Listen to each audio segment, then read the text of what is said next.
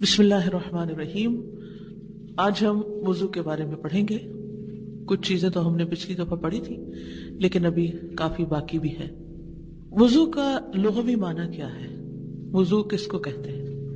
الوضوء من الوضاء، وضو جو ہے وہ وضاء سے ہے، جس کا معنی ہوتا ہے حسن و جمال اور نظافت اور رونق۔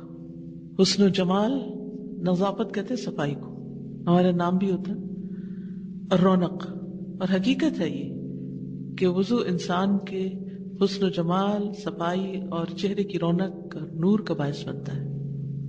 اصطلاحی معنی ہے وضو سے مراد پاکیزہ پانی کو، وضو سے مراد پاکیزہ پانی کو مخصوص اعضاء پر استعمال کرنا، جن کی وضاحت اور مشروعیت اللہ تعالیٰ نے فرمائی ہے، یعنی صاف پانی کو ان اعضاء کے اوپر ڈالنا جن کے بارے میں ہمیں شریعت نے کہا ہے کہ ہم ان کو ڈالیں اس پانی کو۔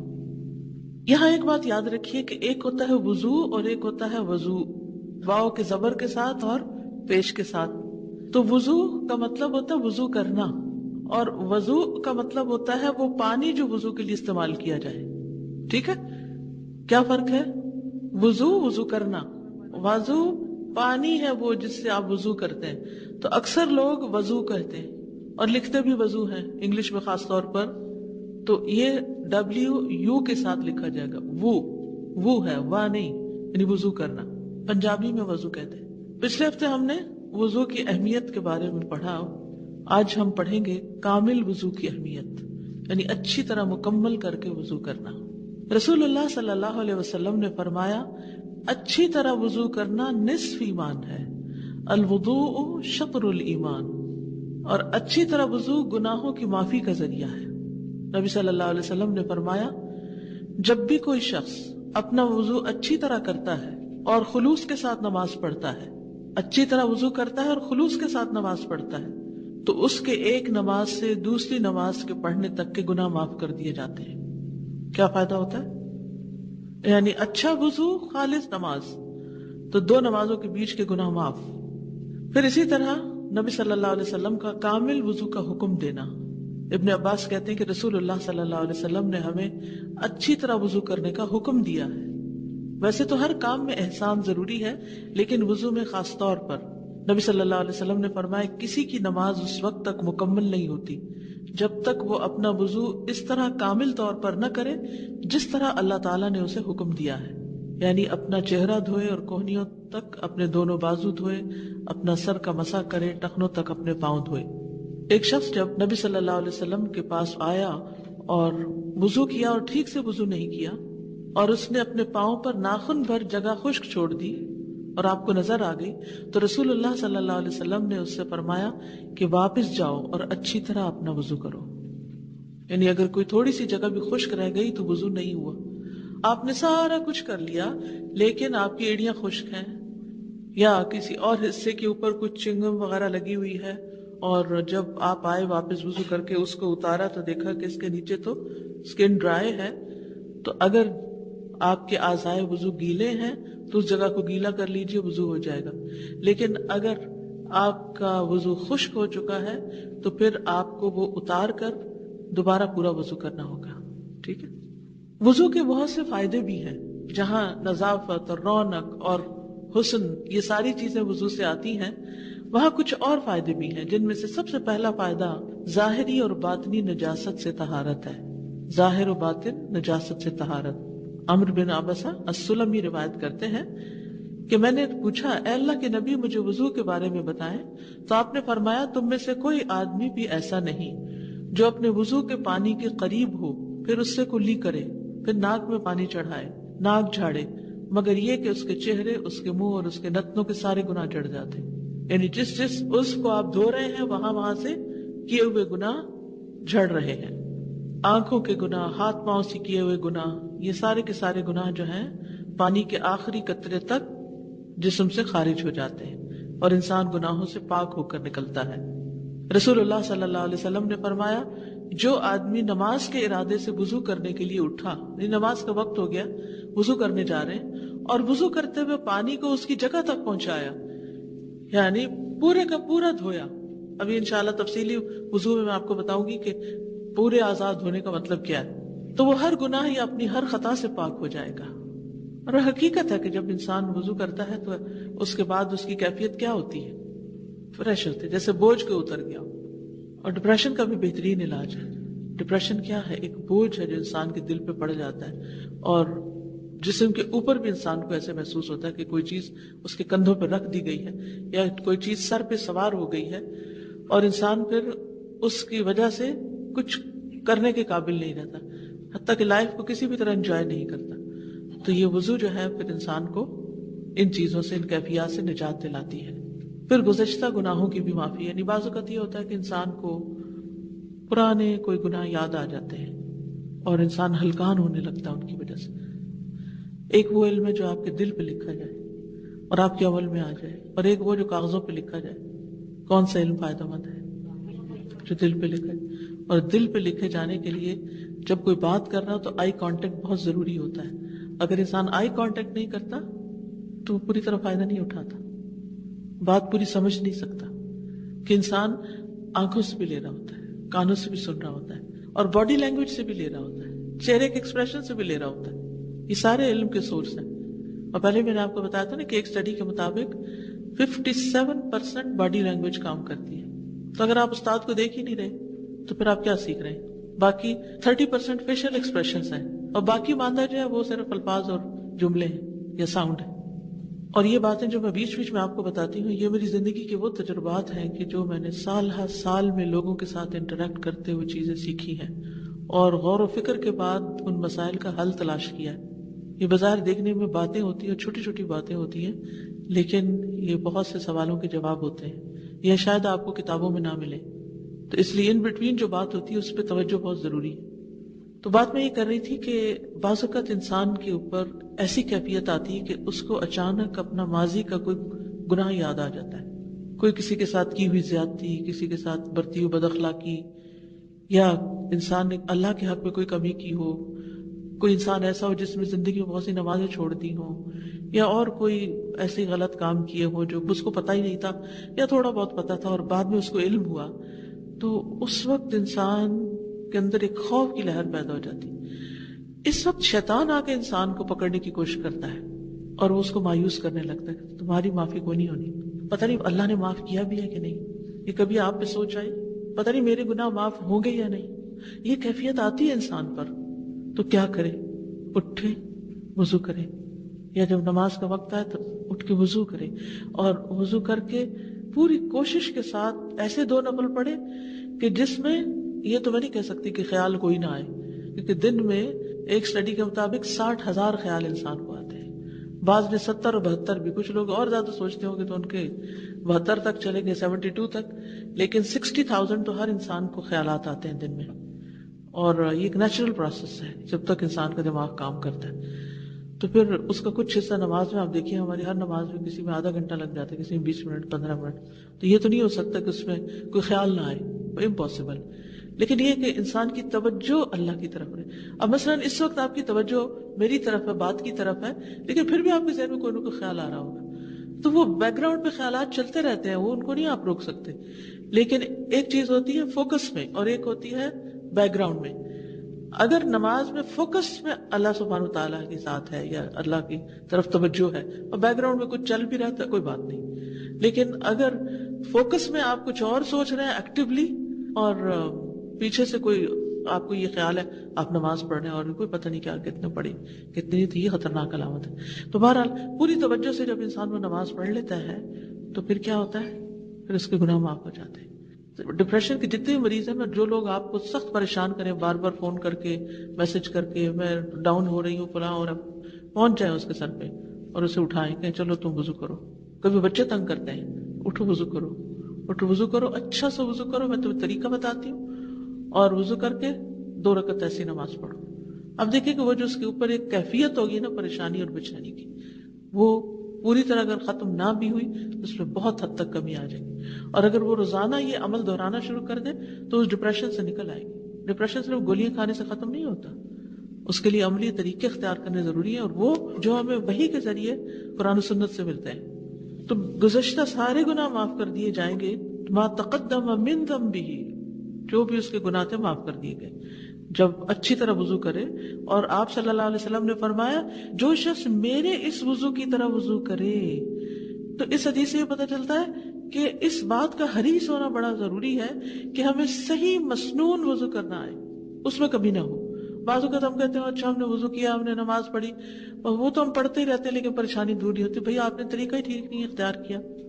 کسی بھی ریسیپی میں تھوڑا بہت بھی رد و بدل کر دیں تو کیا ہوگا, کہیں گے میرا ٹیسٹ ویسا نہیں بنا جیسے تم نے. بھئی تم نے جو ڈنڈی ماری ہے اس سے کیسے ٹیسٹ وہی بن سکتا ہے. تو وہ جو کمی بیشی ہم کر دیتے ہیں نا, کسی چیز نمک زیادہ کر دیں یا نمک کم کر دیں تو وہ ٹیسٹ تھوڑی آئے گا. پھر اس سے گرہیں کھلتی ہیں. رسول اللہ صلی اللہ علیہ وسلم نے فرمایا میری امت میں سے جو شخص رات کو وضو کرنے کھڑا ہوتا ہے وہ اپنے نفس کا علاج کرتا ہے. اب یہ جو نفسیاتی بیماریاں ہیں یہ رات کے وضو سے ٹھیک ہوتی ہیں, اس حال میں کہ اس پر گرہیں ہوتی ہیں. بس جب وہ اپنے ہاتھ دھوتا ہے تو وہ ایک گرہ کھل جاتی ہے, اور جب اپنا منہ دھوتا ہے ایک اور گرہ کھل جاتی ہے, اور جب اپنے سر کا مسح کرتا ہے تو ایک اور گرہ کھل جاتی ہے, اور جب اپنے پاؤں کو دھوتا ہے تو ایک اور گرہ کھل جاتی ہے. بس اللہ عز و جل ان فرشتوں سے جو حجاب کے پیچھے ہوتے ہیں فرماتا ہے کہ میرے اس بندے کو دیکھو, اپنے نفس کا علاج کرتا ہے اور مجھ سے مانگتا ہے, جو کچھ میرے اس بندے نے مانگا وہ اس کے لیے ہے. تو ایسی ساری بیماریوں کا علاج تہجد میں ہے. اور ایک ایک گرہ کا کھلنا, یہ گرہ بعض کہتے ہیں نا ہمیں نظر لگ گئی, ہاں لگ جاتی نظر, اس نظر سے بھی گرہ پڑ جاتی ہے کہ آپ کا کام میں دل نہیں لگتا, آپ کا دماغ نہیں کھلتا, یوں لگتا ہے جیسے ہر چیز بند ہوتی جا رہی ہے.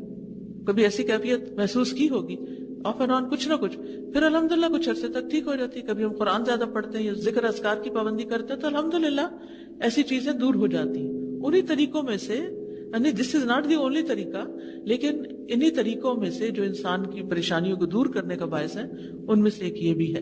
پھر انسان کو حشاش بشاش کرنے کا طریقہ بھی ہے. انسان جب صبح اٹھتا ہے وضو کرتا ہے تو اس کی ساری گرہیں کھل جاتی ہیں. اگر وضو نہیں کرتا تو خبیث النفس اٹھتا ہے, سستی کے ساتھ سارا دن اس پہ سستی چھائی رہتی ہے. وضو فرشتوں کی دعا لینے کا ذریعہ ہے, خاص طور پر رات کو جب کوئی سوتے ہوئے وضو کرے.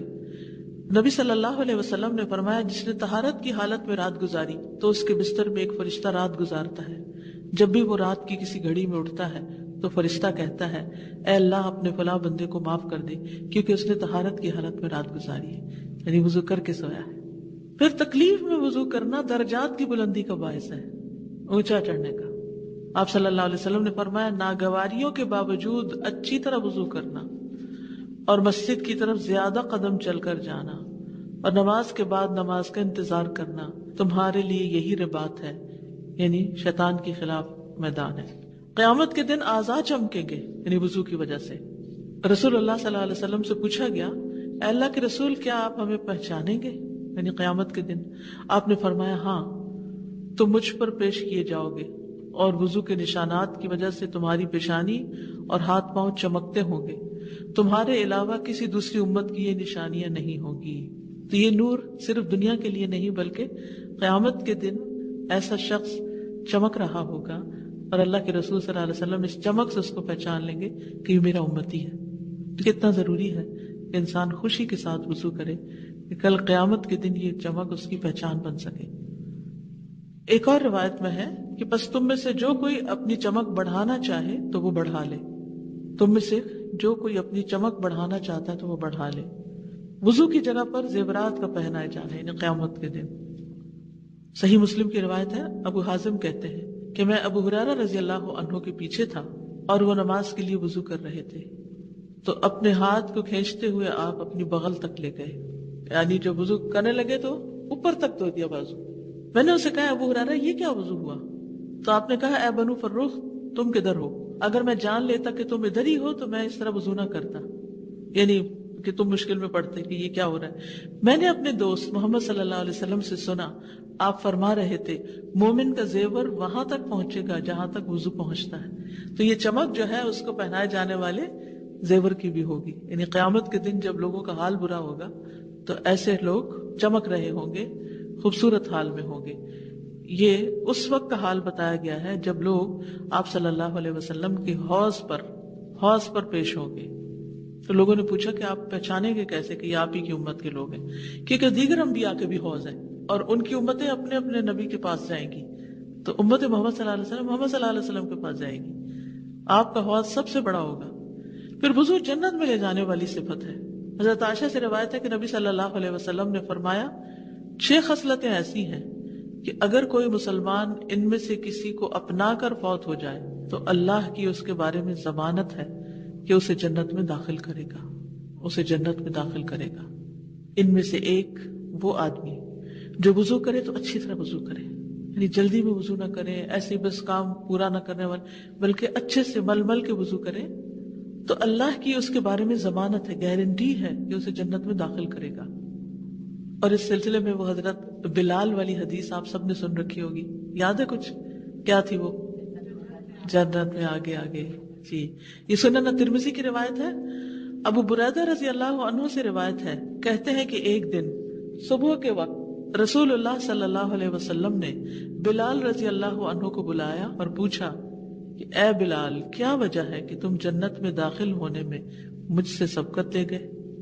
میں جب بھی جنت میں گیا تو اپنے سامنے تمہارے چلنے کی آہٹ محسوس کی، کل رات بھی جب میں جنت میں داخل ہوا تو اپنے آگے تمہارے چلنے کی آہٹ سنی۔ تو بلال رضی اللہ عنہ نے عرض کیا، یا رسول اللہ، میں جب بھی آذان دیتا ہوں 2 رکعت نماز پڑھتا ہوں۔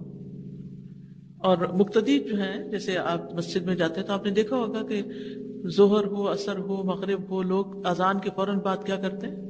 2 رکعت پڑھنا شروع کر دیتے ہیں۔ حضرت بلال بھی یہ کیا کرتے تھے، خود اذان دیتے تھے، خود پھر 2 رکعت پڑھتے تھے۔ اور جب بھی میں بے وضو ہو جاتا ہوں تو فوراً وضو کر لیتا ہوں اور سوچتا ہوں کہ اللہ کے لیے 2 رکعت نماز پڑھنا اس کا حق ہے، لہذا 2 رکعت ادا کرتا ہوں۔ تو رسول اللہ صلی اللہ علیہ وسلم نے فرمایا یہی 2 وجوہات ہیں، یعنی یہی باتیں ہیں۔ فقال رسول اللہ صلی اللہ علیہ وسلم بہما، انہی دونوں کی وجہ سے، یعنی ان 2 رکعتوں کی وجہ سے، باوضو رہنے کی وجہ سے۔ تو اس قدر فائدے ہیں وضو کے۔ السلام علیکم۔ وضو کے اور یہ 2 رکعت کے بیچ میں کوئی بات نہیں کرنی کیا؟ ایسا کچھ منع نہیں کیا گیا، کیونکہ ہمارا دین بے جا پابندیاں نہیں لگاتا۔ اب ایک ماں ہے، وہ وضو کر کے باہر نکلی ہے تو بچہ کچھ مانگتا ہے اس سے، بچہ چھوٹا ہے، یا کوئی انسٹرکشن دینی ہوتی ہے، یا کوئی فون کال آ جاتی ہے، یا کوئی گھر میں آ گیا ہے، یا آپ مسجد میں ہی کھڑے ہیں، کوئی شخص آپ سے سوال یا مسئلہ پوچھ لیتا ہے، تو یہاں چپ کی کوئی شرط یا قید لگائی نہیں گئی۔ تو جو پابندی لگائی نہ گئی ہو وہ اپنے اوپر خود سے خود نہیں لگانی چاہیے۔ دادا، میں رمضان کے عمرے پہ گئی ہوئی تھی تو ایک افریقہ کی عورت بیٹھی ہوئی تھی، اس کے پاس اتنا ہی بوتل میں اتنا ہی پانی تھا، اور وہ جس طرح سے وہ وضو کر رہی تھی تو میں اس کو حیرت سے دیکھ رہی تھی کہ وہ اتنا لے کر مل مل کے ایسے ہاتھ وضو کر رہی تھی، کیونکہ ظاہر ہے وہاں پانی کم ہوتا ہے، ہم پانی زیادہ بہاتے ہیں اور ملتے کم ہیں، لیکن حیرت ہو رہی تھی اس کو دیکھ کر۔ ابھی آگے آ رہا ہے کتنا پانی ہونا چاہیے، اللہ ہمیں معاف کر دے ہمیں۔ استاذہ، اگر کوئی غسل کر کے باہر آ گیا اور کوئی عضو بھول گیا ہے، مثال کے طور پر کانوں میں پانی ڈالنا بھول گیا ہے یا ناک میں پانی ڈالنا بھول گیا، غسل میں دوبارہ بہت پانی چلا جاتا ہے، کوئی ضرورت نہیں دوبارہ؟ جی خشک رہنے کی بات ہے۔ یہ جب گناہوں کے معافی کی بات ہو رہی ہوتی ہے تو یہ صغیرہ گناہ یا کبیرہ بھی؟ جی عمومی طور پر تو صغیرہ گناہوں کی بات ہے، کیونکہ کچھ گناہ ایسے ہیں کہ جن پہ حد ہوتی ہے، کچھ ایسے جن کا کفارہ ضروری ہوتا ہے، لیکن اللہ سبحانہ تعالیٰ کے لیے کچھ بھی مشکل نہیں کہ وہ سارے گناہ معاف کر دے۔ اور پھر کبیرہ گناہوں سے معافی کا طریقہ کیا ہے؟ یعنی معافی مانگی جائے، تو ہم جب وضو کرتے ہیں تو اس کے بعد جو دعا مانگتے ہیں اس میں استغفرک واتوب الیک جب کہتے ہیں تو معافی بھی ساتھ مانگ رہے ہوتے ہیں، امید ہے کہ وہ بھی معاف ہو جائیں گے۔ استاد، یہاں پہ قیامت کے دن کی چمک کی بات کی جا رہی ہے، تو دنیا میں تو صاف ستھرا چمکنے کے لیے ہم بہت زیادہ مشقت کرتے ہیں اور اس کی طرف توجہ دیتے ہیں نا، کیا اور یہ تو اتنا آسان طریقہ ہے، مگر ہم کتنا اس کو اپنے اوپر سوچتے ہیں کہ مشکل ہے۔ دنیا میں چمکنے کے لیے کیا طریقہ اختیار کرتے ہیں؟ فیشل کیسے کرواتے ہیں؟ مل مل کے، اور کتنی دیر لگتی ہے؟ 1 گھنٹہ تو ہوتا ہی ہے نا، اور سارے دن کے وضو کا وقت نکالیں تو کتنا ہوگا؟ 1 گھنٹے سے کم ہے، یعنی اگر 5 نمازوں کے 5 وضو آپ کریں، ایک وضو میں آپ ٹائم نوٹ کر لیں، 5 منٹ سے زیادہ نہیں، 5 سے بھی کم لگتے ہیں۔ میں ہمیشہ رات کو وضو کر کے سوتی تھی، لیکن آج کل تھوڑے سے بھول جاتی ہوں، مجھے اتنا نیند کا پرابلم ہو گیا کہ مجھے اینزائٹی کی میڈیسنز لینی پڑی، تو میں اب سوچ رہی ہوں کہ میں دوبارہ اپنے وضو کی عادت کر لوں۔ دوبارہ وضو پہ آئے تو انشاءاللہ وہ میڈیسن چھوٹ جائیں گی۔ آپ نے جیسے بتایا کہ باوضو جو ہے جنت کی صفت ہے، جب پہلے سنا تو اس کے بعد سے کوشش کی اور حقیقت ہے، آزمایا ہے کہ ڈپریشن کا علاج ہے، بالکل، اور بہت زیادہ اسٹریس ریلیز کرتا ہے اور پریشانیوں کو دور کرتا ہے، اور अपना आप बहुत लाइट फील होता है. बिल्कुल, बहुत ज्यादा. कैफियत ही बदल जाती है. जब आप वजू से होते हैं, बावजू होते हैं, कैफियत ही बदल जाती है. उसमें एक अच्छा वजू और जल्दी का वजू का भी उसमें बहुत हाथ है कि जब वो अच्छा है बहुत बड़ा फैक्टर है. यस, जब सही वजू करेंगे तो ही उसका डोज सही होगी, तो सही फायदा होगा. Some people think that if you do wudu, they lose their sleep or they may not be able to sleep. But in fact, ऐसा नहीं होता है. अगर वजू करते हैं और फिर नमाज पढ़ के सोते हैं तो अच्छी नींद आती है. यस. अस्सलाम वालेकुम रहमतुल्लाहि व बरकातहू. ये जो आपने फोकस होने की बात की थी नमाज में और फिर बैकग्राउंड की जो बात की थी, इसका पूरा ताल्लुक मेरा एक्सपीरियंस है कि अच्छे वुदू से है. अगर हम पूरा वाकई में जैसा कहा गया अच्छा वजू करते हैं ना, तो फिर वाकई में फोकस अल्लाह सुब्हानहू व तआला रहते हैं और वो जो छोटी मोटी जो शैतान की चालें होती हैं बहुत पीछे चली जाती है. लेकिन वजू अच्छा नहीं होता तो जो आपने कहा था ना कि सारी बेकार बातें आगे आती हैं और अल्लाह सुब्हानहू व तआला पीछे चले. तो जो कहा गया ना कि नमाज जन्नत की कुंजी और वजू जो है वो नमाज की कुंजी ये लगती है. अस्सलाम वालेकुम रहमतुल्लाहि व वालेकुम सलाम. मुझे आपसे पूछना था कि रात में हम अक्सर वजू करके तो बिस्तर पे लेटने के लिए जाते हैं, लेकिन बाज़ वक्त ये होता है कि अभी आप लेटते हैं तो फिर आपको वॉशरूम का ख्याल आ जाता है, तो फिर आप जैसे बार बार अगर कोई बात नहीं, एक दफा आप चले गए तो वो आपने अपना वो रिचुअल पूरा कर लिया. वजू से कबल मिसवाक, हर बार वजू से पहले मिसवाक की तरगीब दिलाई गई है. लाजिम नहीं किया गया लेकिन तरगीब है. अबू हुरैरा कहते हैं कि नबी सल्लल्लाहु अलैहि वसल्लम ने फरमाया, अगर मुझे ये डर ना होता कि मैं मोमिनों पर मशक्कत डाल दूंगा, यानी मुश्किल में पड़ जाएंगे लोग, तो मैं उन्हें हर नमाज के वक्त मिसवाक का हुक्म देता. नबी सल्लल्लाहु अलैहि वसल्लम का जब भी वजू करना उससे पहले मिसवाक करना है. हर वजू के साथ मिसवाक करते थे. नबी सल्लल्लाहु अलैहि वसल्लम रात की नमाज में कसरत से मिसवाक करते थे. हुज़ैफा कहते हैं कि उन्होंने कहा, जब रसूलुल्लाह सल्लल्लाहु अलैहि वसल्लम रात को तहज्जुद के लिए खड़े होते तो अपना मुंह मिसवाक से अच्छी तरह साफ फरमाते. यानी खुसूसन रात को सोने के बाद जब इंसान उठता है तो मुंह को ज्यादा सफाई चाहिए होती है. दिन में तो कभी हम पानी पी लेते हैं या बार बार वजू कर लेते हैं 5 नमाजों की वजह से, लेकिन रात में एट ए स्ट्रेच कई घंटे तक हमारा मुंह बंद रहता है, तो फिर ज्यादा सफाई की जरूरत होती है पूरे हर कोने की. जबान के ऊपर भी, यानी आप सल्लल्लाहु अलैहि वसल्लम जब अपनी जबान पे मिसवाक फेरते थे तो सिर्फ टंग पे नहीं फेरते थे बल्कि हलक तक जाते थे, जिससे आवाजें भी आती थी. सहाबा कामल ज़ैद बिन खालिद जुहनी रिवायत करते हैं कि मैंने रसूलुल्लाह सल्लल्लाहु अलैहि वसल्लम को फरमाते हुए सुना, अगर मेरी उम्मत के लिए मशक्कत न होती तो मैं उन्हें हर नमाज के वक्त मिसवाक का हुक्म देता. अबू सलमा कहते हैं, फिर मैंने देखा कि ज़ैद रज़ियल्लाहु अन्हु मस्जिद में बैठे हुए थे और मिसवाक उनके कान पर रखी होती जैसे किसी कातिब का कलम उनके कान पे होता है. पहले जमाने में वो लिखने वाले मुंशी वगैरह जो थे वो यहाँ उड़स लेते थे, पेन होल्डर की जरूरत नहीं होती थी. अब आप देखिए पेन होल्डर पेनों से भरे हुए होते हैं लेकिन लिखने वाले लोग कम हो गए, टाइप करने वाले ज्यादा हो गए. तो जब नमाज के लिए उठते मिसवाक कर लेते. मिसवाक रब की रजा का जरिया. अबू बकर सिद्दीक रजी अल्लाह अन्हु से रिवायत है कि नबी सल्लल्लाहु अलैहि वसल्लम ने फरमाया, मिसवाक मुंह की तहारत और रब की रजामंदी का जरिया है, मुंह की सफाई मुबालगे की हद तक. नबी सल्लल्लाहु अलैहि वसल्लम ने फरमाया, मुझे मिसवाक के बारे में इस कदर हुक्म दिया गया है कि मैं अपने दांतों के बारे में डरने लगा.